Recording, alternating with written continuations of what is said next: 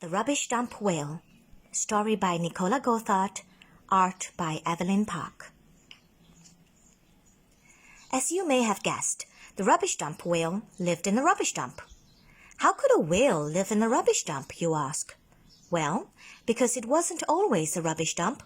It used to be the sea. But people made too much rubbish, and that was the only place left to put it. The oceans were so full of rubbish that there wasn't any room left for the animals. Jellyfish-shaped bags and tin cans that looked like crabs bobbed and floated down to the sand. Old chocolate bar wrappers collected and shoaled like fish would do before the sea became a rubbish dump for people's junk. The rubbish dump whale spent his days following the trails of rubbish and gobbling up everything from plastic cups to rubber ducks. The rubbish dump whale was very lonely. He had not seen anyone for many years and wished for the sea to be clean once more and for all the animals to return. He missed all of them, even the mean, scary animals, and he was tired of eating rubbish. As day turned to night and the stars twinkled in the sky, the rubbish dump whale jumped as high as he could to reach them. He thought that if he could live among the stars, he would be free of the rubbish. So he jumped and he jumped all night long until a voice boomed across the dump. "Hey, would you keep it down? Some of us are trying to get some sleep." The rubbish dump whale was very confused. "Did I say that?" he wondered to himself. "No, I did," the voice boomed again. "I'm not rubbish. I'm an octopus. Ollie's the name," he said, and slowly slid out from the bottle to reveal his tentacles. "An octopus? That is amazing! I thought all the other animals were gone." The rubbish dump whale shrieked with excitement. "They will be soon if we don't do something," said Ollie the octopus. "What can we do? We can't stop the rubbish," said the whale sadly. "We can try. I've been writing messages for the people and putting them in bottles. Maybe if they understand, they won't put their rubbish in the sea." "What a fantastic idea!" "The only problem is that I live so far away from the land, and I can only carry one bottle at a time." "I can help you, Ollie. I can't ride, but I can swim very fast. I can deliver your messages." "Excellent! Let's get cracking!" Ollie beamed enthusiastically.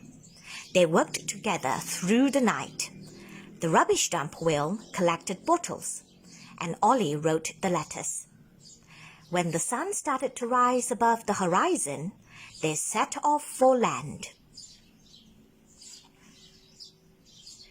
They were making great progress as the rubbish dump whale crashed through the trash with Ollie on his back, when suddenly they heard a bird crying for help.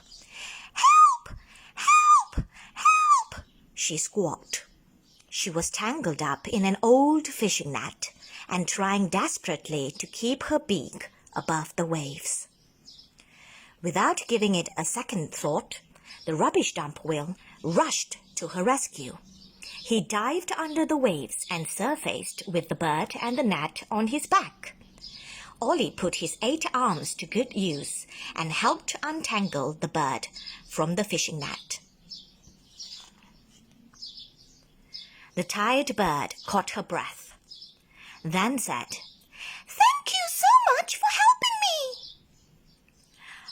"People dump old fishing nets all over the sea, and birds get caught whilst they are searching for fish," sighed Ollie.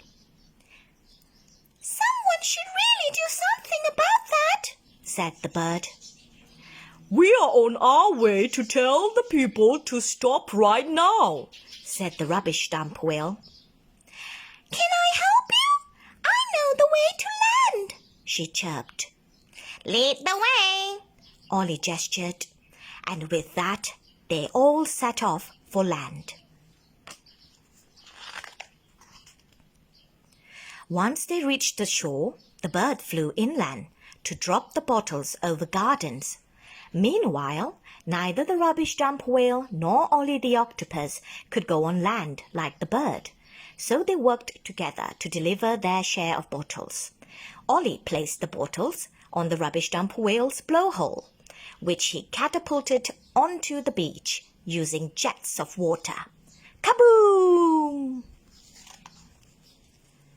As the day drew to a close, the unlikely trio gathered to watch the sunset and reflect on all their hard work. It's not over yet. We need to tell all the people in all the countries of the world, said Ollie. We better get started then, said the bird. Where next? America. And off they went, a bird, a whale, and an octopus, to save the world. Will you help them? The end.